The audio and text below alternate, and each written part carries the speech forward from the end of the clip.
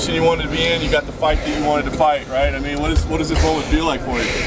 Yeah, it's awesome. You know, coming to this tournament, I saw Fedor on the other side. You know, and looking back at my career, you know, I fought a lot of top guys, who's who of MMA.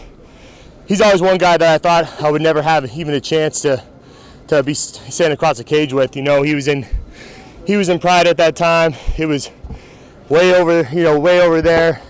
I was in UFC, age difference a little bit, you know, but then when this tournament started to fill out and I saw that name, out of, you know, pure respect, I'm like, man, wouldn't it be cool?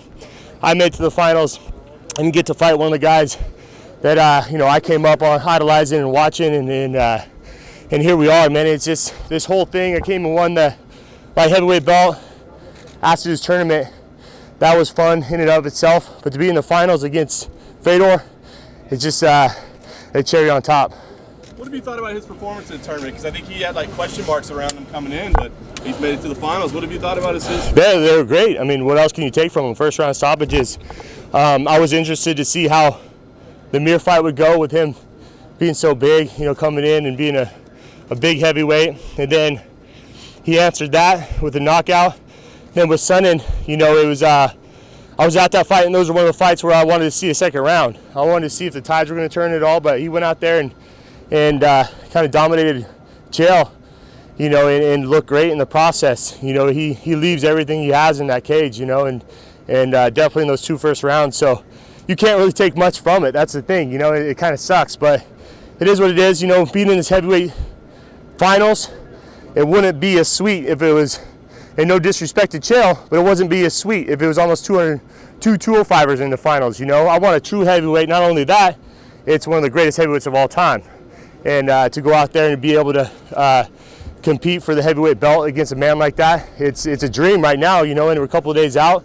And, you know, I just got to handle my business and take care of it. Might have changed after the workout today. What do you think you'll weigh on fight night? Around 230. I was 230, 235 in this camp. You know, we kind of pulled back a little bit on the strength and conditioning halfway through. So I dropped probably, you know, from 235 to 230.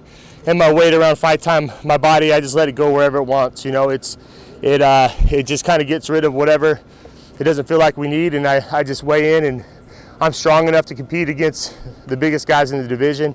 You know, but I think I have that cardio advantage, and so I'm always going to keep that, and I like having that in my back pocket.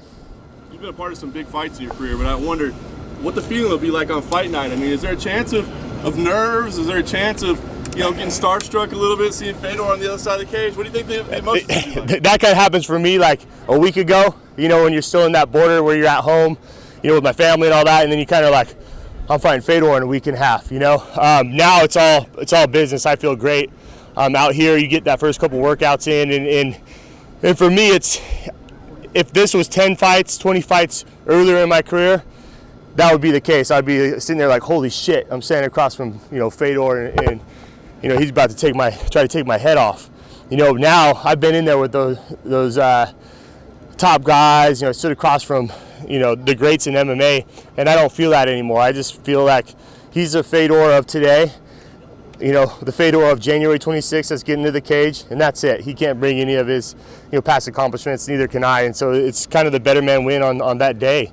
I know I'm prepared. The tournament's been awesome. I've been compounding on every camp, and knowing that I have a fight. There's never been a time where it's like, okay, I know 3 fights potentially when they'd be. It'd be like, you have a fight, you fight it, you go 2 months not hearing anything, you kind of lose that motivation, and then you hear something. I've known, so I've been motivated this whole past year, and we're finally a couple of days out.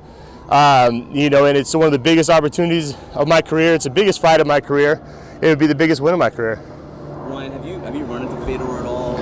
Have you seen him yet this week? I ran into him a bunch. It feels like a couple weeks ago, but when the last fight in New York, you know, and I mean, what can you say about the guy? He's nothing respectful. You know, I respect him a ton. It's an honor to stand in the cage with him, you know, but we got a job to do, and yeah, every time I see him, you know, has a smile on his face, comes to say hi, says hi, and I feel like we have a good relationship, you know, and then you know, but he's wanting to come out here and put a, you know, potentially put a stamp on his career, and this is a big win for him, and for me, it's everything.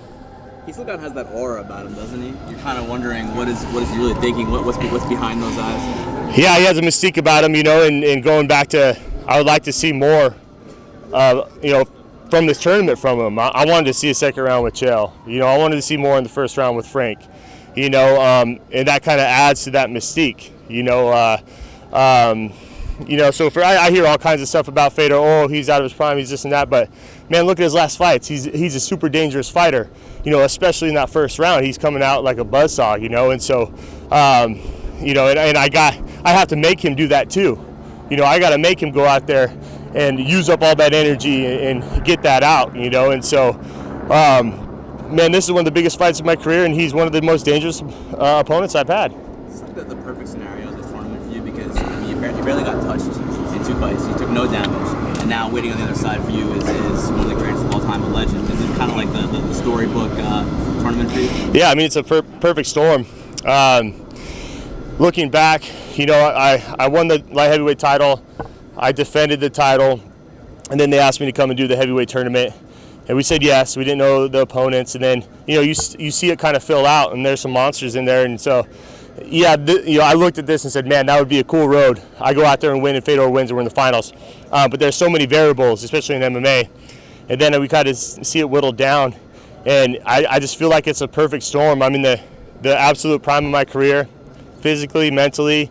You know, I have the light heavyweight belt. I was able to do this tournament. I made it to the finals, and like I was saying, it wouldn't be as sweet if I was fighting Chael. You know, I'm fighting one of the greatest heavyweights to ever do it in the finals of a Grand Prix style tournament where he made his bones. You know, the ability to become the heavyweight champ and then also a 2-division champ. What questions do you have about the condition of Fedor? You kind of touched on it, but what? Yeah, I mean, he's never went past the 3rd round in a fight. You know, I know Pride had different time lengths and whatever. I don't know, it was a 10 and 5, whatever. But he hasn't gone through a 5-round fight. He hasn't been past 3. But that's the thing. The questions are there because in this tournament we haven't seen him go past the 1st round. You know, he's looked a little tired at the end of 1st round, but at the same time, you know, they're going through it was a crazy pace, you know, and both guys were tired. I just feel if we do that, that only benefits me. I feel like I'm one of the best conditioned guys at 205. And let alone at heavyweight, and I've kept that. You know, I didn't go out and gain 30 pounds. You know, so I feel good about that scenario. Ryan, Last one, guys. I feel like it's kind of going overlooked that you'd be like the champ. You'd be the first kind of double division champion in Bellator. To speak on that and just the significance of that. Yeah, I mean, it's a big feat. It's a big accomplishment. You know, and to be a 2-division champ.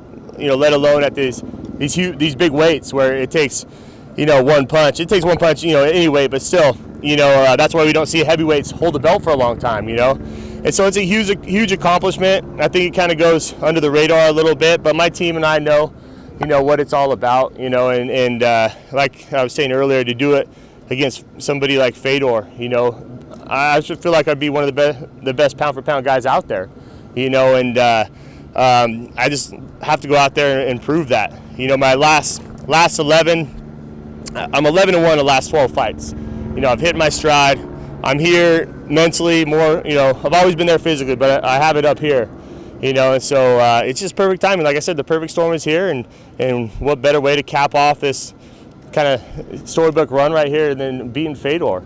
Well, why do you feel it's gone under the radar? Is it because Fedor is the name he is and it brings all that attention? As far as what under the radar? You being like the double. You know, I don't talk a lot of shit. You know, I don't, you know, do this and that, and I'm not always like the flashiest guy out there, and I think that's kind of the reason why. You know, a lot of people have excuses when they lose to me. Oh, you know, this and that, or oh, he took me down, or this, or you know, he caught me with a lucky punch. You know, but I continue to prove that. Like, you know, it's not a coincidence that I keep winning. You know, and so I think it's a combination of that, but it doesn't matter. Like I said, me, my family, my friends, and training partner, coaches, we all know, you know, what this means to us and how hard we've worked for it, and you know, how good I am, and I'm going to show that, you know, and that's what, you know, it's just a storybook ending for me, especially with him, and can't get any better. Cool. You got a Thank place you for guys. both belts Last at one. the That house? was it. What's that? You got a place for both belts? I can find a spot for sure. Thank you. Thank you, man.